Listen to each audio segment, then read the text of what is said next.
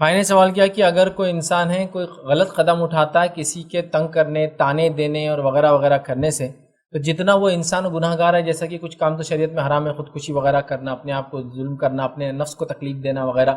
جیسا دوسروں کو ہے ویسا اپنے آپ کو بھی ہے، تو کیا اس میں اس انسان کو بھی گناہ ملیں گا جس نے اکسایا؟ بالکل ہاں۔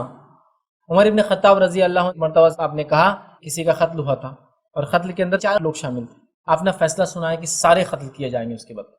تو لوگوں نے کہا امیر المومنین وہ جس نے مین کیا تھا وہ کرو، باقی تو کسی نے انسٹیگیٹ کیا تھا، کسی نے فلاں کیا تھا، تو انہوں نے ایک تاریخی بات کی تھی اور کہا تھا اگر پورا شہر مل کر بھی ایک انسان کے قتل میں شامل ہوں گا تو عمر پورے شہر کو جو ہے قتل کریں گے اس کے بدلے۔ تو جو لوگ پلاننگ میں تھے وہ بھی شامل ہے قتل میں، جس نے ایکسیکیوٹ کیا وہ بھی، سپاری دینے والا بھی سپاری لینے والا بھی، دونوں شامل ہے قتل میں، اور قانون دنیا کا بھی ایسی ہے، سمجھ رہا؟ تو لہٰذا اگر ایک ساس نے بہو کو خوب تانے ماری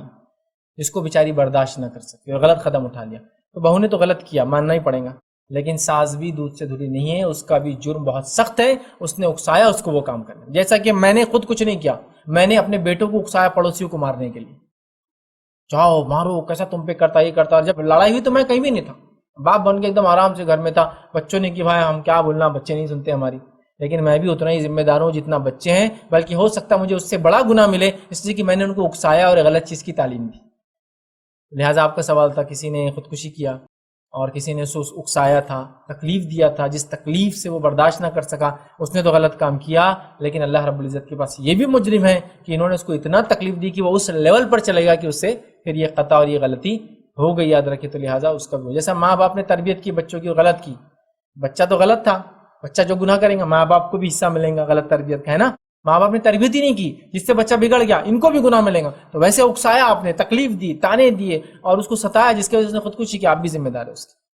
اور جتنے لوگ شامل تھے اس کے اندر سب کو اس کا گناہ ملے گا، وہ کیسے اور کیا، وہ اللہ رب العزت کا انصاف ہوگا روز قیامت، وہ انصاف کریں کس طرح سے کیا، لیکن ایسے لوگوں کو دنیاوی سزائیں بھی تعزیراتی ہوتی ہے، یاد رکھیں، جیسا کہ کسی نے خودکشی کیا، ابھی مشہور ایکٹر نے کر لیا تھا، ہے نا، سب دیکھا گیا کہ کس کس کے وجہ سے یہ اس لیول تک آیا، ہے نا، یہ دنیا میں بھی ہوتا ہے، دیکھا جاتا ہے کس کے بولنے پر، کس کے تنگ کرنے پر، کس کے چھیڑنے پر، کس کے ظلم کی وجہ سے اس نے نہیں کیا، حالانکہ اس نے جو کیا وہ بھی ظلم تھا،